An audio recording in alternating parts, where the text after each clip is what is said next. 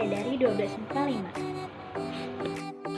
5. Perkenalkan, nama saya Nanta Kusasi, saya dari kelas 12 MIPA 5. Nama saya Dini Putri Rahayu dari kelas 12 MIPA 5. Apa itu konflik? Konflik berasal dari bahasa Latin yaitu configure, yang berarti saling memukul secara sosiologis. Konflik adalah suatu proses sosial antara dua orang atau lebih, bisa juga kelompok, di mana salah satu pihak berusaha menyingkirkan pihak lain dengan menghancurkannya atau membuatnya tidak berdaya. Pengertian konflik menurut Takwiri dalam New Storm dan Davis tahun 1977. Konflik adalah warisan kehidupan sosial yang boleh berlaku dalam berbagai keadaan akibat daripada bangkitnya keadaan ketidaksetujuan, kontroversi, dan pertentangan di antara dua pihak atau lebih pihak secara berterusan. Nah, tadi kan sudah tahu apa itu konflik. Lalu selanjutnya kira-kira apa ya yang latar belakangnya terjadi konflik? Yuk kita simak video selanjutnya. Konflik dilatar belakangi oleh perbedaan ciri-ciri yang dibawa individu dalam suatu interaksi.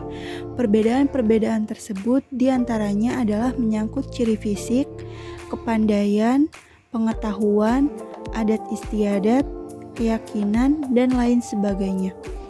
Konflik bertentangan dengan integrasi. Konflik dan integrasi berjalan sebagai sebuah siklus di masyarakat. Konflik yang terkontrol akan menghasilkan integrasi. Sebaliknya, integrasi yang tidak sempurna dapat menciptakan konflik. Pembangunan liar ini sering terjadi di daerah kota-kota besar atau kota metropolitan. Dikarenakan, yang pertama, sedikitnya lahan kosong yang disediakan untuk pembangunan. Yang kedua, mahalnya biaya rumah. Yang ketiga, rumitnya kebijakan pemerintah dalam mengatur pembangunan. Yang keempat, ketidaktahuan penduduk terhadap kebijakan pemerintah yang mengatur pembangunan.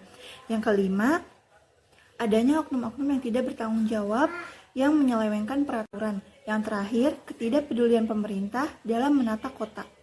Satuan Polisi Pamong Praja Satpol PP Kota Semarang telah membongkar 1.500 bangunan liar di bantaran Kali Es Sawah Besar, Gayam Sari pada tanggal 23 bulan 3 2021. Bangunan liar tersebut telah digunakan warga untuk berjualan ataupun tempat tinggal. Fajar Puerto, selaku Kepala Satpol PP Kota Semarang, dalam keterangan resminya mengatakan bahwa bangunan liar tersebut telah melanggar peraturan yang ada. Pembongkaran juga dilakukan untuk mendukung rencana normalisasi Kali Es yang akan dilakukan di Balai Besar Wilayah Sungai. Yang sudah pindah ke Rusunawa, tapi ada yang komplain tidak dapat tempat, maka nanti kami geser ke Pondok Boro. Jelas, Fajar. Penertiban yang dilakukan pada Selasa pagi tersebut belum sepenuhnya selesai. Beberapa bangunan masih berdiri. Menurut Fajar, penertiban masih akan dilanjutkan pada lusa nanti. Pasalnya, sebagian pedagang meminta waktu untuk memindahkan barang dagangannya. Kamis, kami akan datang lagi ke sini. Kami ratakan lagi, tambahnya. Rencana normalisasi Kali Es sendiri telah diwacanakan sejak Februari lalu. Saat itu, pelaksanaan harian atau PLH Wali Kota Semarang Iswar Aminuddin sempat mengatakan bahwa pemerintah Kota Semarang tidak akan menggusur PKL yang berjualan di bantaran Kali Es. Meskipun demikian, relokasi PKL akan tetap dilaksanakan. Cara mengatasi bangunan liar yang pertama dengan menugaskan kepada aparat-aparat keamanan untuk menertibkan bangunan-bangunan liar yang berdiri di daerah yang tidak seharusnya seperti pinggiran sungai. Yang kedua, mengevaluasi setiap pembangunan yang ada di daerah tersebut agar berjalan semestinya. Selanjutnya, mengecek keaslian dokumen terkait izin pembangunan bangunan tersebut. Selanjutnya, memperketat peraturan terkait transmigrasi, urbanisasi, dan migrasi penduduk ke daerah yang lebih padat dikarenakan adanya gelandangan yang bermukim.